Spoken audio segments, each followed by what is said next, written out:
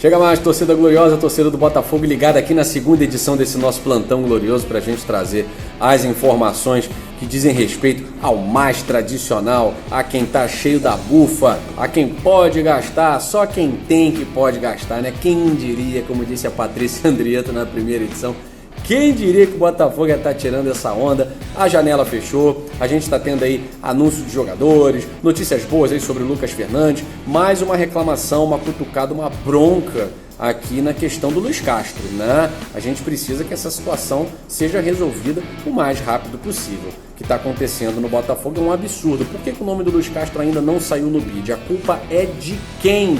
Vamos falar sobre isso e vamos falar também sobre alguns nomes que foram cogitados na janela, não fecharam. O Mazuco falou sobre isso, falou sobre essa correria no finalzinho da janela, qualificando o elenco do Botafogo. E a gente também vai falar como é que você descobre que um jogador é bom de bola. Quando ele tem as viúvas, né? E quando ele não tem ninguém que critique, então a gente fica com mais esperança ainda. É o caso do Gustavo Sauer, cara. A gente foi fuxicar lá o perfil do Boa Vista, os torcedores do Boa Vista. O torcedor do Botafogo tem muita esperança de que esse cara arrebente aqui, porque os caras estão na viuvez, tá certo? Bom, só depois da vinheta.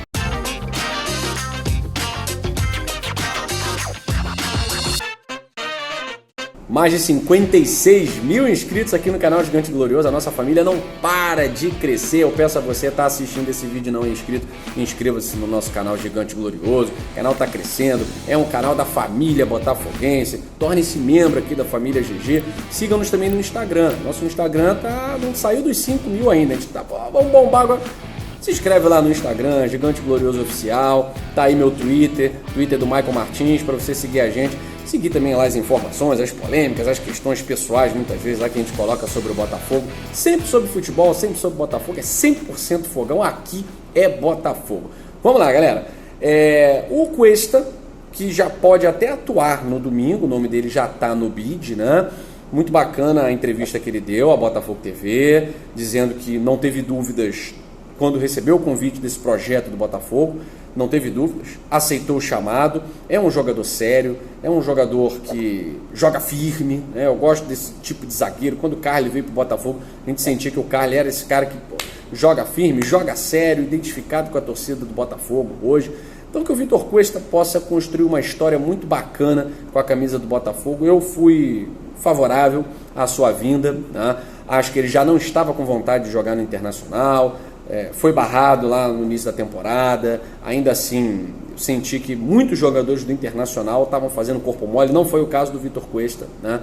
O Vitor Cuesta, ele jogou até pouco pelo Internacional e quando teve a oportunidade de jogar, ele alegou lá uma questão porque já estava negociando com o Botafogo, né? Então, de fato, o Vitor Cuesta, quando recebeu o convite, da parte dele, o sim foi imediato.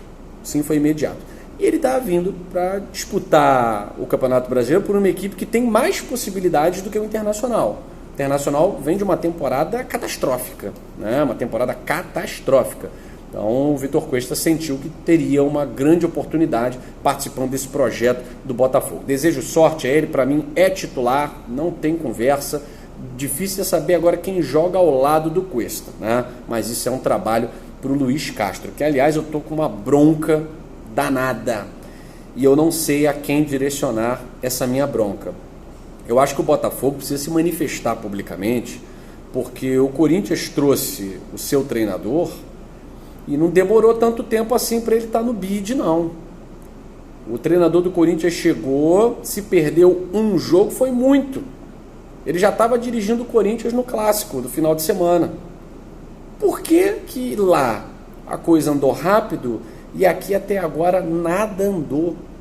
Nem o Luiz Castro, nem a equipe técnica dele tem o visto de trabalho para poder dar entrada e poder trabalhar, poder atuar, porque faz diferença sim, faz diferença. Muita gente estava falando, cara, tanto faz porque ele já deu treino e tal. Mas no momento que está sendo avassalado pelo adversário, no momento que você está sendo amassado pelo adversário, um treinador de verdade ali na beira do campo, ele consegue movimentar o brio dos jogadores.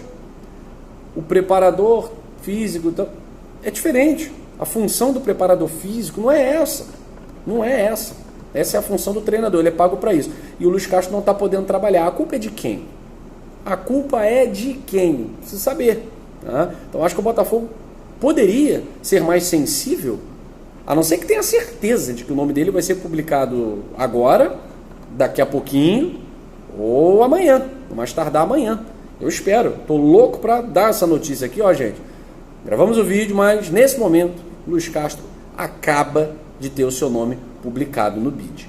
Bom, gente, vamos lá. Sobre o Gustavo Sauer, né? A gente já tá falando dele bastante aqui, mas eu e o Michael Martins e a galera lá do Gigante Glorioso, os membros do Gigante Glorioso, foram fuxicar as redes sociais e trouxeram algumas informações muito bacanas, né? Vários torcedores do Boa Vista, alguns perfis, até o perfil oficial, né? Se lamentando muito pelo Boa Vista ter deixado escapar o seu principal jogador para o futebol brasileiro, porque em tese, né, o futebol brasileiro com uma moeda muito inferior em termos de valor de mercado ao euro, isso não aconteceria, né? E ainda que o Gustavo Sauer tinha uma proposta do Braga, isso não aconteceria em outros tempos, né? Mas agora com a SAF, agora que o Botafogo tem capital internacional injetando na sua estrutura financeira, na sua estrutura como um todo de futebol, o Botafogo foi lá e conseguiu tirar o principal jogador da equipe do Boa Vista, né? O Gustavo Sauer. E aí vocês estão vendo na tela, alguns perfis falam até em sinto-me roubado, né? Houve aí uma hipérbole, um exagero, né? Mas no meio da temporada, realmente isso não é comum. Não é comum. O que o Botafogo fez nesse final de janela de transferências é de se parabenizar, sim. Ontem, na live, eu falando com o Mike, e aí, Mike, será que é desespero? Tal. O Mazuco até falou sobre isso. Não, nós tínhamos pouco tempo e a gente precisaria qualificar o elenco. A gente fez um monte de propostas. Inclusive, o próprio Alan Patrick, que fechou com o Internacional, ele estava ali no time, né? O Michael, ele estava ali no bolo, né? Mas algumas propostas, além de terem que ser mais altas, a transferência era muito difícil, você tinha concorrente, então o Botafogo não poderia perder tempo para ficar negociando, fazendo leilão, teria que ser uma coisa imediata, né? Então, como o Botafogo era o único clube brasileiro negociando com o Gustavo Sauer é brasileiro, então havia o interesse de voltar, né? Apesar de 4 temporadas sensacionais pelo Boa Vista, especialmente a última, nós conseguimos trazer esse jogador. E o peso dessa contratação tem que ser destacado. Parabéns à equipe do Botafogo, tomara que o Gustavo Sauer consiga dar certo num curto prazo de tempo, porque dar certo eu tenho certeza que vai, tá certo? Sobre o Lucas Fernandes, o Lucas Fernandes deve estar saindo de Portugal na quinta-feira para se apresentar ao Botafogo, tá? Acho muito difícil que ele consiga jogar pelas razões que eu elenquei no vídeo de mais cedo, tá? Não por não estar fisicamente pronto, mas vai ser mais um desencontrado a entrar num time que aí vão falar realmente, pô, parece um bando, tá? Não, o Botafogo precisa de organização dentro de campo. Se essa organização nesse primeiro momento vier com os jogadores que estão aí, ok.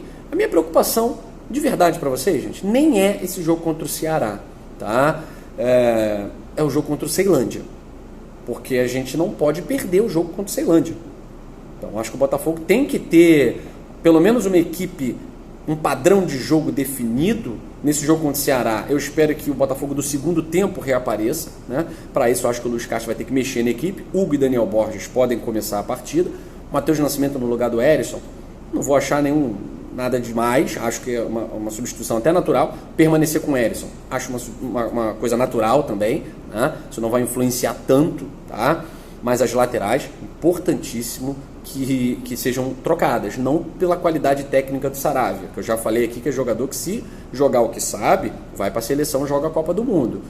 Lá na lateral esquerda é que a gente está realmente numa situação muito delicada, muito complicada, tá? Mas esse jogo contra o Ceará, ele tem que definir pelo menos a equipe que vai entrar em campo contra o Ceilândia, porque esse jogo da Copa do Brasil é importante, a gente não pode perder, a gente tem que trazer uma vantagem bacana para o jogo do Nilton Santos, que apesar do Ceilândia ter perdido lá o campeonato brasiliense, né, que não é um campeonato de alto nível, tal, mas todo cuidado é pouco quando o assunto é Copa do Brasil. Esse ano, então, que é o ano da zebra, né, meus amigos? Enfim, olho vivo. Bom, gente, a gente viu que essas contratações da primeira janela acabaram inchando o elenco do Botafogo, né? O Luiz Castro gosta de trabalhar com 30 jogadores no máximo, tá com 38. Então, muito provavelmente, alguns jogadores mais jovens, né, caso do Riquelme, outros jogadores aí que fizeram parte até da lista de jogo do jogo contra o Corinthians, provavelmente podem jogar o Sub-20 ou jogar no time B. Aí quem vai decidir é o Luiz Castro, tá certo? Mas essa mudança vai ser feita, tá certo? Bom, gente, eu fico por aqui. Mais informações, eu e o Michael Martins voltamos ou num vídeo curto ou numa live, tá certo? Beijo grande, saudações alvinegras. Valeu!